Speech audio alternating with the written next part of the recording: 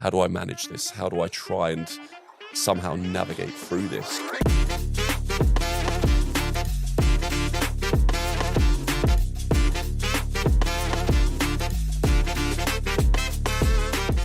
Hello and welcome to another episode of the Gym Owners Forum podcast. As usual, I'm Tom, and today we're joined by Josh Phelps of the Unit Gym and Vantage Coaching. Now, the episode today, I will try and keep the intro quite short, but the episode today we spoke about mindset, attitude, just generally like how to gauge how successful your gym is and how to actually just operate a gym and community. We covered a lot of topics, and these are all topics that we cover quite a lot, but Josh today put them all in a very kind of actionable and understandable and quite like nailed putting them into perspective and saying them for exactly what they were. So it's a really interesting episode. And without further ado, let's jump right into it. Josh, thank you very much for joining us on the Gym Owners Forum podcast today. Firstly, we'll start off, give us a little introduction about yourself. Who are you? So I'm Josh Phelps. I am co-owner of the Unit Fitness gym, small studio, whatever people want to call it. It truthfully is a industrial unit. We set up 13 plus years ago now, working with strength conditioning type sessions for the everyday person, truthfully. So trying to bring people into conditioning, strength training, who possibly have never done it before. That's where we first started out. We have 2 venues now. We sort of manage a space in a place called Alconbury Wild, which is a new development, which is quite a small, tidy gym, but it's more of like a hands-off, what I'd like to call open gym. So people can come in, do their own thing. You know, obviously we look after them, but it's pretty, plug and play, as I'd like to say.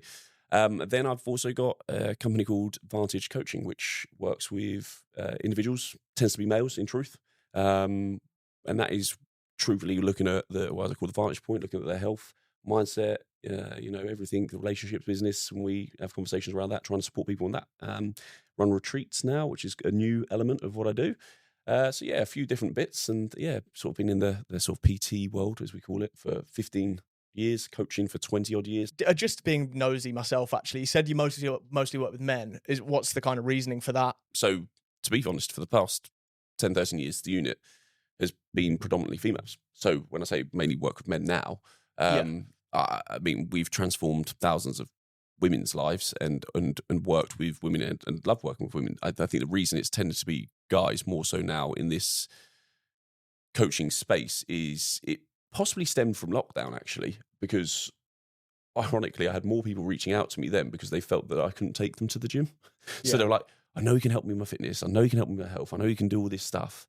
And people were feeling challenged around their minds. You know, there was a lot of stuff going on, a lot of people feeling challenged. And I was just trying to share. We actually touched on this just before. We released a bit of a podcast, did about 100 odd episodes in lockdown, just to try and help support people. And I had a lot of guys going, right, what could I be doing right now? Because I'm feeling this pressure, this stress. And I was like, there's a lot of people being challenged here. And because I couldn't take them to the gym, I think they thought that I was going to make them train the way I train. And I'm like, I'm not going to just beast you because that's how I work, or whatever, or you perceive that I train, like most people do online, right? They perceive a certain thing. I was like, let's start off with walking. Like, you're allowed to walk for an hour or whatever. Let's do that, right? Or what else can we be doing except some little home stuff? And it sort of highlighted that a lot of these guys, although they've sort of got some things right, it was bringing to the forefront that mentally, physically, they weren't particularly in great space and place.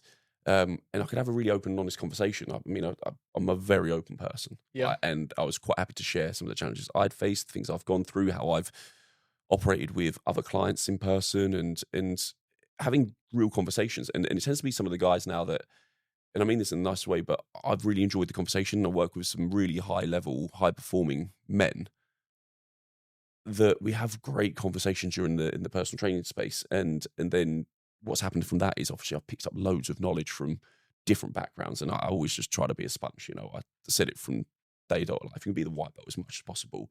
In every conversation, there's always something to learn. I'll learn so much from having this conversation with you today.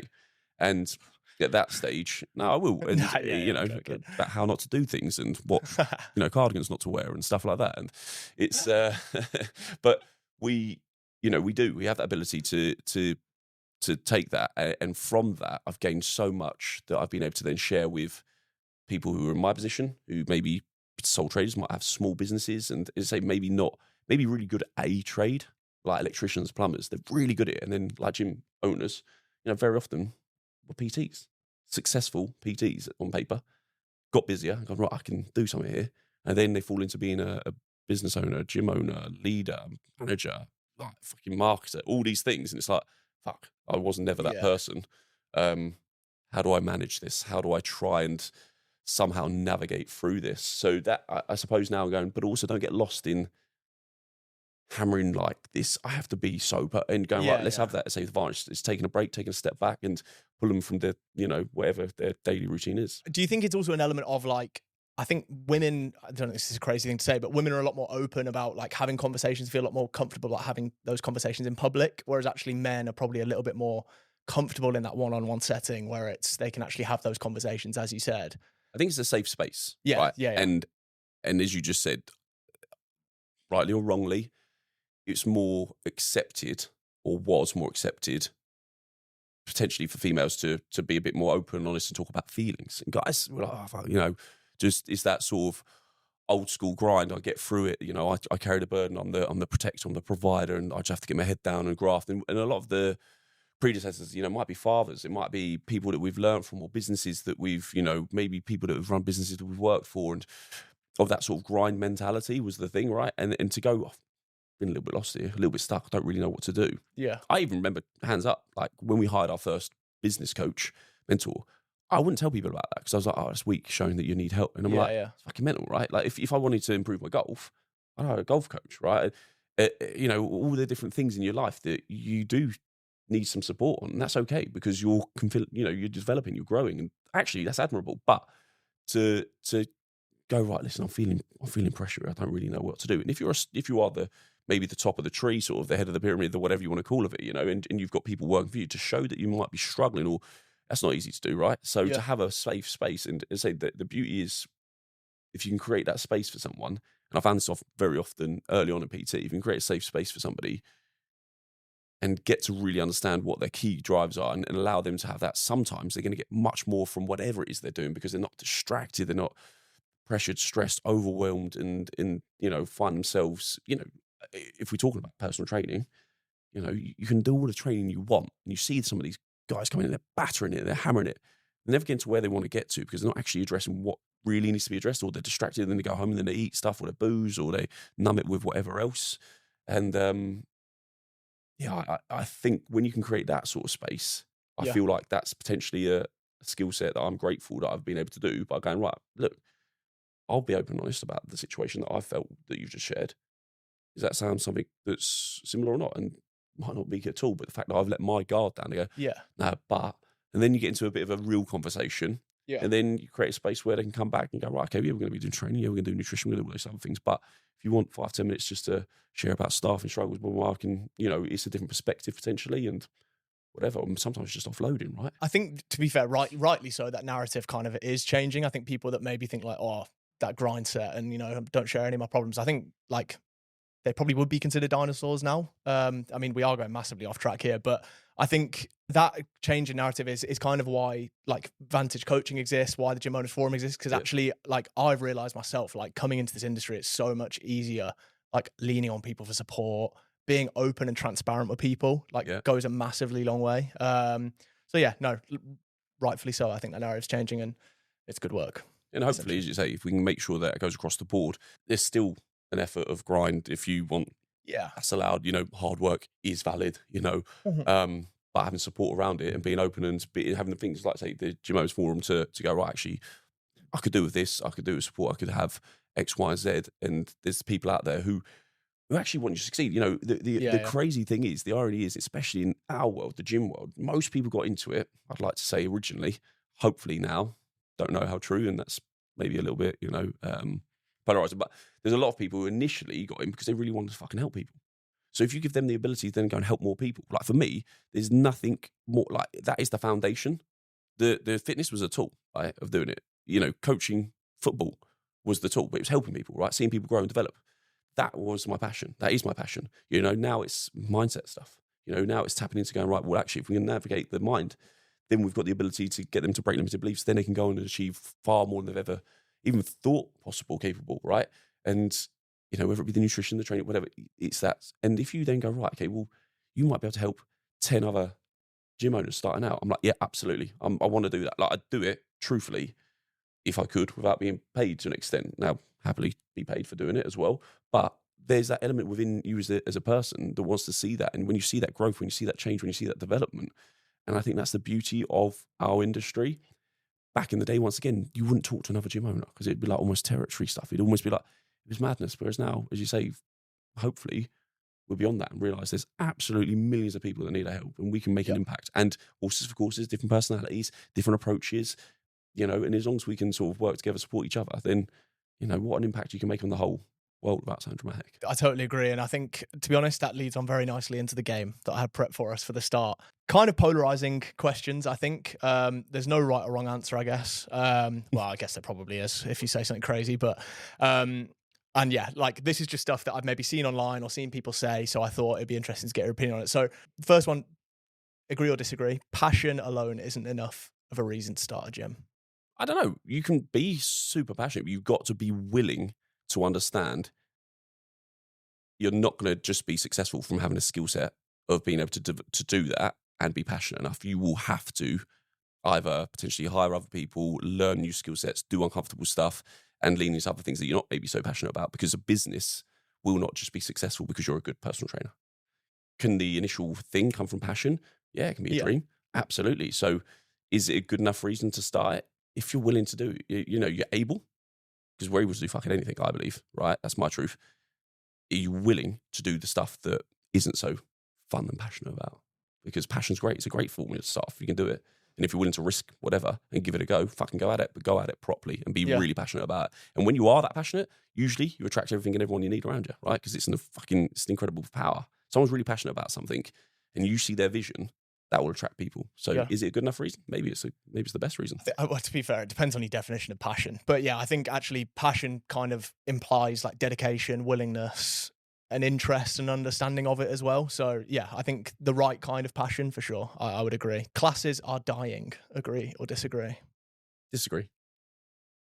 What's a class? Yeah, well, I mean, a class can be anything, right? Yeah. Are we talking jazzercise? Are we talking legs, bumps and tums? Are we talking, you could argue that there's still a class in small group personal training to an extent. People go, well, that's fine. It's sessions, We've got sessions of 24 people. I can see if you can develop it and do it in the right way and structure it in the right way and still deliver an incredible service, that could go on forever because there's energy in there. There's, some people just want to go. And actually, we sometimes, I think, overcomplicate what a session is and make it so meticulous to get in the right mood. That's great. Some people just want to be in a safe space where they feel okay, almost don't want to be hugely seen, but also want to know they're safe and being delivered something. And they feed off other people's energy. It becomes their social place. What a great social place to be. So no, I disagree with that. I think that's true, actually. And I think they're not dying. I think there's a group of people that will always love that as their outlet for exercise and fitness. Yeah, no. It's a bit like fashion, right? It might drop off for a while and then somebody might come up with a new version of a session or whatever, a group session, and it might be the most sexy thing in the world, right? You don't need to spend money on advertising to grow a gym. Yeah, you don't. Truthfully, we didn't. Yeah. So I could say from experience quite confidently, you don't need to an extent, if you're doing enough of the other stuff. And once again, I think the world we live in right now, we're not necessarily doing what would be like the old school kind of guerrilla marketing, outreaching. But you can, of course you can, because I could have a gym, quote unquote, with 40 people and be highly successful. If my success metric is financial, I could run a small group personal training, do 4 hours Monday, Wednesday, Friday, charge £250 to £300 a person, deliver an insane service. As long as I then really work on the retention strategies and other avenues, organic stuff, then I don't have to spend. But if I'm looking to grow scale and do the other things, then it could definitely enhance it for sure. Well, your Instagram, right? Yeah. Technically, you could become if that's what you're basing your marketing on, you get people to organically grow that, right? Yeah. And do it through and that's fine. So, but in a local area, you can be a somewhat a quote-unquote local celebrity, but you don't even need to be. That's what I'm saying. Like, if you get your product right, and it depends what you really want is the long-term growth. If you want 10, 12, 13, 15 sites, then I'm going to say marketing, spending ads is probably going to be your way, right? Because you aren't the celebrity in everywhere, right? And if we want to build a brand, if we want to do that, can you open a gym successfully and earn money, quote unquote, depending on what your vision of success is? Because some people's success is actually going, I get £5,000 a month profit and I get to be with my family the other 3 days. So what's your metric of success? There's a lot of other stuff that you can do outside of it. As you said, like the branding, but I think the community aspect of it as well, as you say, is like hugely. As I say, it depends, say, where we're going to, what the goals, what kind of facility as well. And yeah, I genuinely think you can do it. Yeah, I mean, spending on ads, yeah, I think actually can really do a lot of damage if you don't do it right. Yeah. Right. And you know that better than what I do. There's a lot of people pumping a lot of money into a lot of things that's. The standards that it takes to achieve PT qualification today is too low. 100% agree. Don't even think we need to go into it, do we? Like, you can get a quote unquote qualification 6 weeks without even seeing a person. I think it's fucking madness. I do think it's madness. It's across the board doing a huge disservice to everybody. I mean, from the PT, it's doing a disservice because it's not setting them up properly, not giving them the tools that are required, the experience, the knowledge. From a client perspective, like, as we know, they're not getting what they probably are spending their hard-earned money on, trying to get a true result from whatever's going on and, be getting churned out from the thing. From a gym owner's perspective, you're hiring can I see your qualifications? Fucking, actually, they mean very little. You've still got to take them through your own onboarding process. Like, we take people through essentially 2 to 3 months onboarding before I let them really run a session, because your qualification, unfortunately, means very little. To have a PT qualification, yeah, obviously there's other stuff that you can see highlight other areas. So yeah, no, 100% agree. Free trials attract the worst type of clients. It's a hard one, actually, because we've had some great success getting people, because it broke the barriers to entry through nerves and stuff, and they were like, so it gave some people the ability to see the value which they weren't able to see potentially externally. Now, it might be through Apple marketing, truthfully. However, it's sometimes hard to trust in the environment that we're in.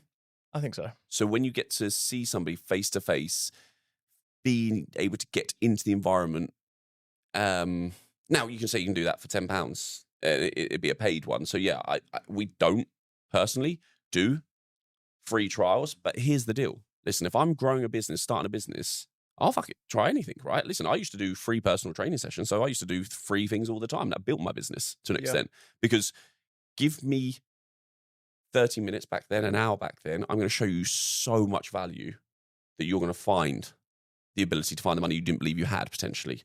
Find the time that you possibly didn't believe you had. So if you've got the capacity, say you've got loads of spare space, and you think you can get people in, show your quality, show off your skill set. And it might be the one thing that gives two people who are just maybe sitting on the fence and go, oh, actually, they're doing it for free, so I've not committed. Remember, when you commit to something, whether it's £10, whether it's anything, you've committed that that's like taking a risk. It's like actually going, I've put myself out there now, saying that I need help, I want help. I was just going for free because it was free, right? Sort of thing.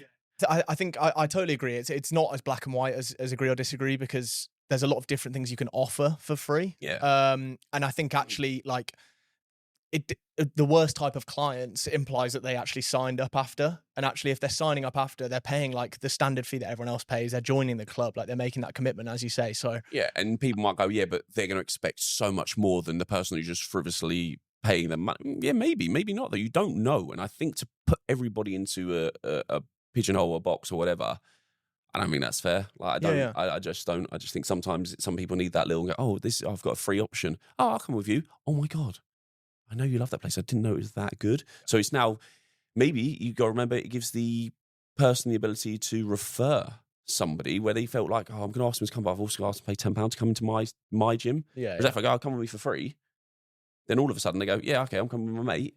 That's legend. That place, oh my God, this coach is incredible. Now all of a sudden, that's technically a free trial, right? And finally, gym owners don't look at themselves enough when their business is suffering. Yeah, I think it's more now seen. I know a lot of gym, maybe because of the network and the group that I'm in, they do look at themselves. I always think it does start with you, though. However, and I think that's somewhat a leadership thing from that. I'm a big thing of taking ownership, right? And I believe that if something isn't potentially working, it's very easy to go and blame others. Oh, it's the market, it's the industry, it's the... Actually, no, let's look at, right, am I still giving it the same energy? Am I still showing up for my team? Am I trying to understand, communicate, lead in the very best possible way? How am I managing self? What is my ability to be, can I manipulate, can I change, not manipulate, can I change, potentially how I'm approaching things? Can I have that look in the mirror? Take that space, hence, quote unquote, vantage, quick plug. But it is taking that vantage point, it's taking back and go, right, okay, what is the result that I'm not currently getting? What is it that I'm not happy with? And what is potentially my thoughts around it, my feelings, my behaviors, my actions?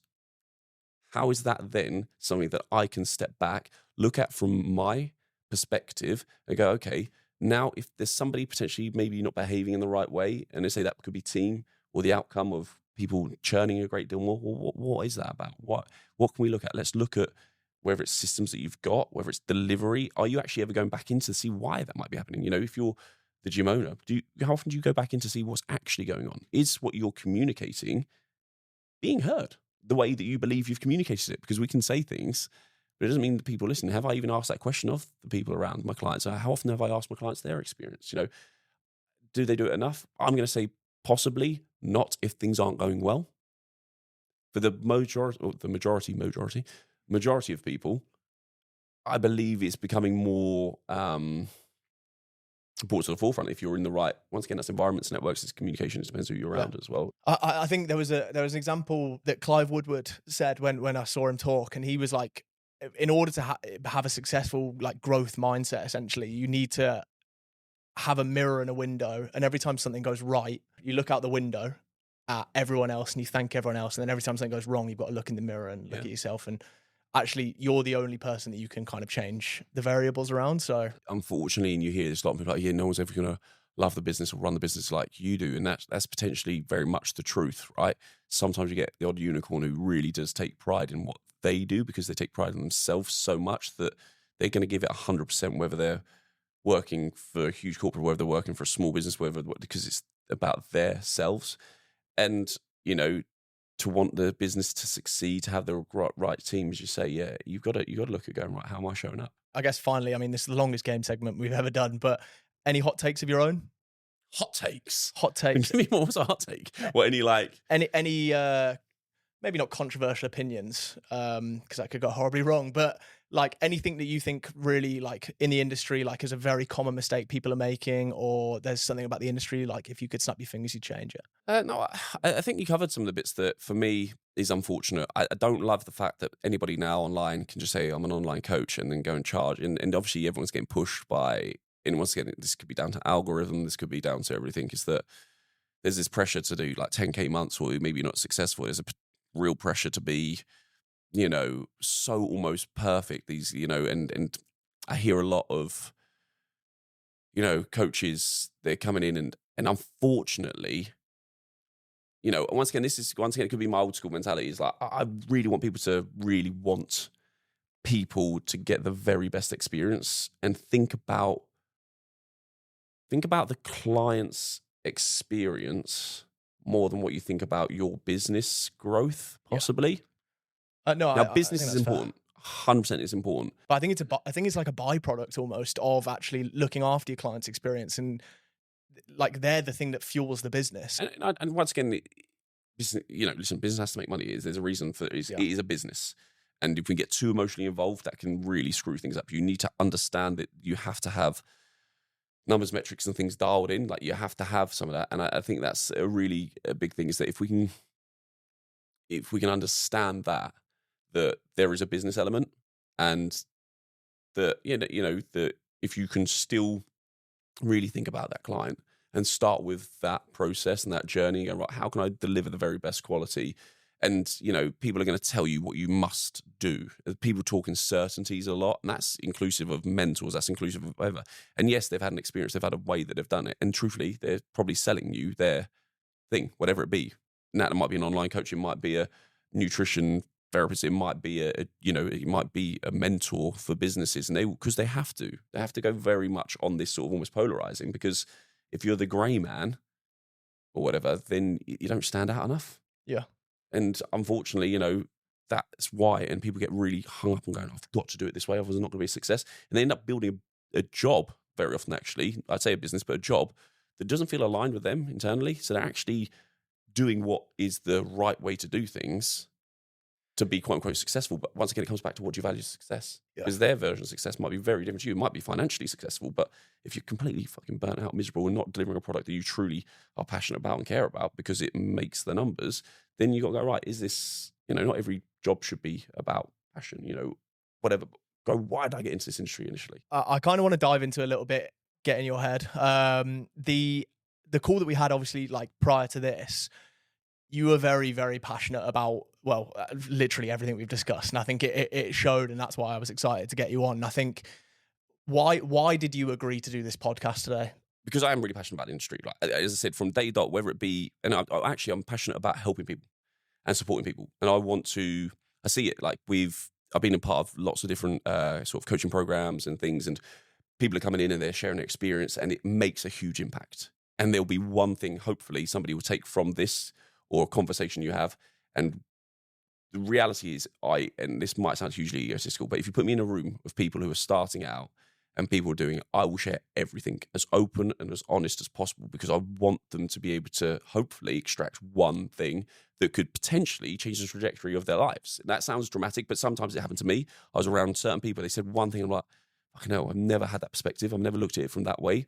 And they might not. They might just take one thing that they might be able to improve within their business, but I want them to know that there is support availability out there from the right people. And there's people who are out there, quote unquote, as coaches, mentors, whatever you want to call people. I work with businesses. It's not just gyms, actually. You say electricians, plumbers, all sorts of people, because we're all in a business. And when you're carrying that burden, and potentially if you've got family, you say you're doing all different things, you've got a lot of hats, quote unquote, that you're wearing because you fell into that position. It's fucking hard. It's really fucking hard, right? And don't beat yourself up if you are struggling. And having a place and space that you can come to and go to and have a real honest conversation where you're not going to be judged. Like, I'm not going to force you to do something that you don't want to do, but I'm going to go, right, let's ask you questions, have that good. It's not therapy, but it is an ability to go, right, actually, I'm doing this. I keep getting told to do X, Y, and Z, but then my wife hates me for it because I'm constantly doing this, or I'm never present with my kids, and I could scale up to do this, but then I'm not going to get this. And the real open, honest conversation is to go, right, well, actually, there are people out there who can ask good quality questions from experience, who don't need to charge £1,000 a month necessarily. And if you can be within that environment, I think is massive, right? And having the right people around you and people who genuinely care. I think there's a lot of people in this industry that genuinely care, not just because it's a financial thing. And I'm somewhat fortunate. We do okay from the gym. Like, I'm pretty happy with it. It gives me a really nice lifestyle to be able to come out here, and do a podcast. But I also want to keep growing and giving more and supporting more. But it doesn't mean I have to go, right, this is my sole business, I've got to charge you £1 million to do so. There's people that genuinely want to do that and will give up their time and energy. And this hopefully could be something like that.